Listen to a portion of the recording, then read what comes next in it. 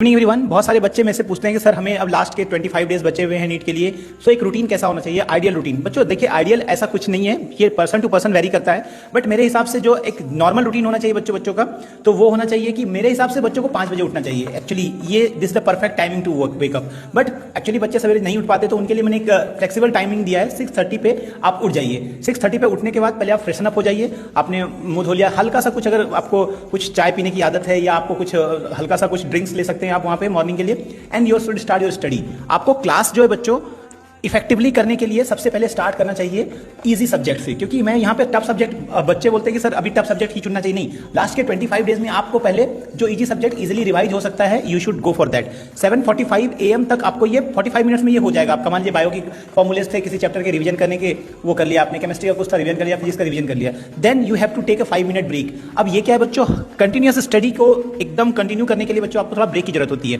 Then 7:50 से 9:15 तक आपको न्यूमेरिकल सॉल्व करना चाहिए, न्यूमेरिकल फिजिक्स और केमिस्ट्री के स्पेशली। न्यूमेरिकल फिजिक्स में बच्चों बहुत सारे आते हैं, तो आप कोई टॉपिक दे सकते हैं, जैसे थर्मोडायनामिक्स ले सकते हैं, आप करंट इलेक्ट्रिसिटी ले सकते हैं। केमिस्ट्री में आप ionic equilibrium, thermodynamics, chemical equilibrium, atomic structure, radioactivity, कुछ भी टॉपिक आप उठा सकते हैं। देन आपको थोड़ा ब्रेकफास्ट के लिए टाइम निकाल लेना चाहिए। 9:15 से 10 राउंड तक आपको 9:45 में लिखा है, ये ब्रेकफास्ट कर लीजिए। फिर आपको 9:45 से 11:45 तक ये स्पेशली टाइम बायो को देना है बच्चों। क्यों? ये मैंने 2 घंटा बायो किया, बायो का आपका वेटेज सबसे ज्यादा होता है, जो 360 मार्क्स बायो के होते हैं, तो बायो को आपको स्पेशली इस आवर में, जब आप थोड़े से अच्छे से नींद भी खुल चुकी होती है, आपने ब्रेकफास्ट भी कर लिया होता है, तो आपको 2 घंटे बायो को भी दे देना चाहिए। फिर आप थोड़ा रिलैक्स कर सकते हैं बच्चों।